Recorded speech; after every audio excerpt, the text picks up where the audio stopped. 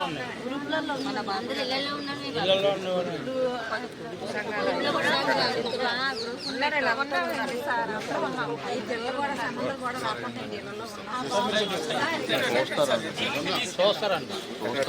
అంతా ఇంట్లోకి వర్షం వచ్చిందంటే వాటర్ అంతా ఇంట్లోకి వెళ్ళిపోతాయి సార్.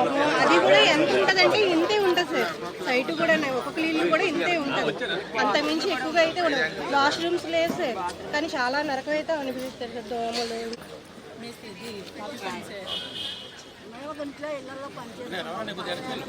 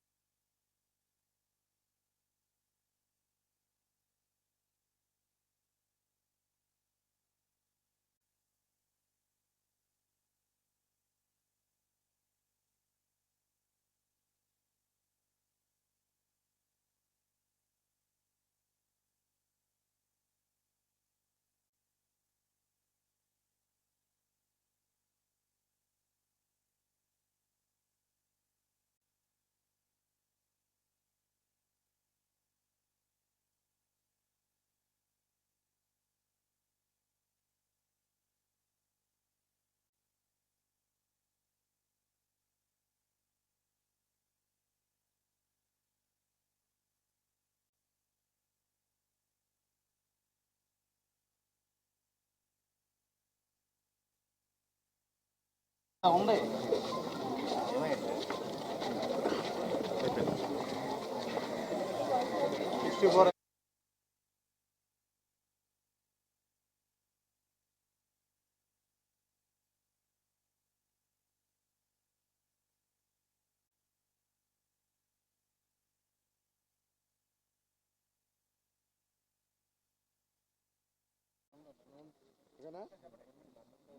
అందరికీ నమస్కారం. ఈరోజు గౌరవ మంత్రివర్యులు అన్న నారాయణ గారు సౌత్ నియోజకవర్గంలో ఉదయాన్నే 7 గంటలకల్లా విజిట్ చేసి ఈ లక్ష్మీనగర్ లేఅవుట్ అన్నది, ఈ లక్ష్మీనగర్ అన్నది 150 సంవత్సరాల హిస్టరీ ఉంది. దానికి ఇవాళ మా మంత్రి గారి ద్వారా మోక్షం కలగబోతూ ఉంది. ఇందులో ఉన్న ప్రతి ఒక్కరు కూడా పేదవాళ్ళు 177 మంది ఇవాళ అక్కడ చిన్న చిన్న షెడ్యూల్ రూపంలో వేసుకొని ఉంటున్నారు. వాళ్ళందరూ కూడా మేము ఎమ్మెల్యే అప్పటి నుంచి కూడా వాళ్ళందరూ ప్రతిరోజు కూడా కలుస్తూ మా కష్టాలు, వాళ్ళ కష్టాలు చెప్పుకుంటూ ఉన్నారు. సో ఈరోజు మంత్రి గారు విజిట్ చేసి వాళ్ళ కష్టాలు తీర్చబోతున్నందుకు, నియోజకవర్గంలో మేజర్ సమస్య ఇది, ఈ సమస్యను తీర్చినందుకు అన్నగారికి ప్రత్యేకమైన ధన్యవాదాలు తెలియజేస్తూ ఉన్నాం. అలాగే మొత్తం కూడా ఈ విజిట్ చేసి కమిషనర్ గారికి, లోకల్ కార్పొరేటర్ గారికి, మా మేయర్ గారికి, ముఖ్యంగా మా డిప్యూటీ మేయర్ అందరికీ కూడా ప్రత్యేకంగా ధన్యవాదాలు. ఈ లక్ష్మీనగర్ లేఅవుట్ మారితే ఈ నియోజకవర్గ స్వరూపం మారుతుంది. ఇలాగ ఇంకొక 5 ప్రాజెక్టులు ఉన్నాయి, అవి కూడా అన్నగారి ద్వారా అవన్నీ ఆ రోజు ఎలక్షన్ ముందు కమిట్మెంట్స్, అవి కూడా ఇలాగ హౌసింగ్ కట్టి ఈ నియోజకవర్గం ఒక మోడల్ నియోజకవర్గంగా అవుతుంది. రోడ్లన్నీ ఆల్రెడీ మొత్తం వేయడం జరిగింది.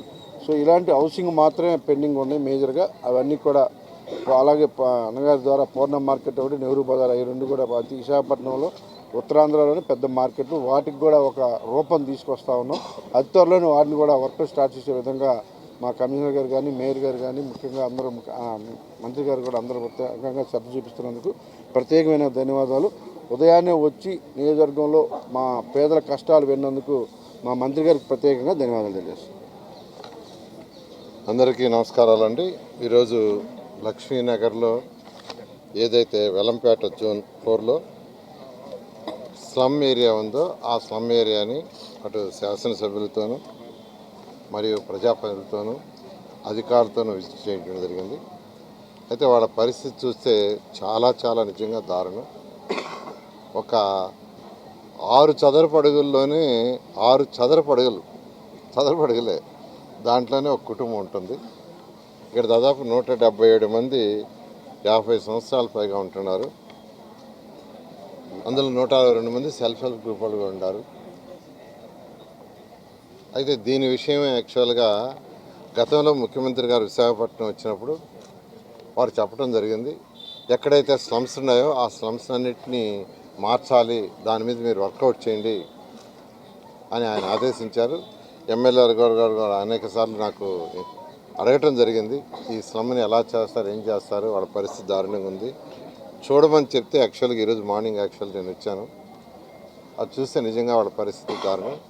అయితే దీన్ని ఏ విధంగా చేయాలనేది అధికారులతో కూర్చొని డిస్కస్ చేసి మరొకసారి ముఖ్యమంత్రి గారితో కొట్టి, ఎందుకంటే వాళ్ళ పరిస్థితి చాలా దారుణం. వాళ్ళందరూ ఎక్కువగా ఇప్పుడు వాళ్ళు కూలినాలి చేసుకునేవాళ్ళు, నెలకి 6,000, 7,000, 8,000 సంపాదించుకునేవాళ్ళు యాక్చువల్గా.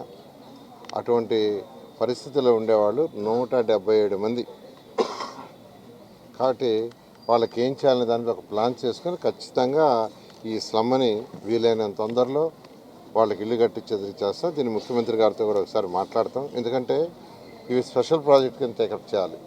అంటే రెగ్యులర్ ప్రాజెక్ట్ కింద టేకప్ చేయలేము, స్పెషల్ ప్రాజెక్ట్ కింద టేకప్ చేయాలి. కాబట్టి ముఖ్యమంత్రి గారితో మాట్లాడి వీలైన తొందరలో దీని మీద డెసిషన్ తీసుకొని ముందుకు పోవడం జరుగుతుంది. Thank you.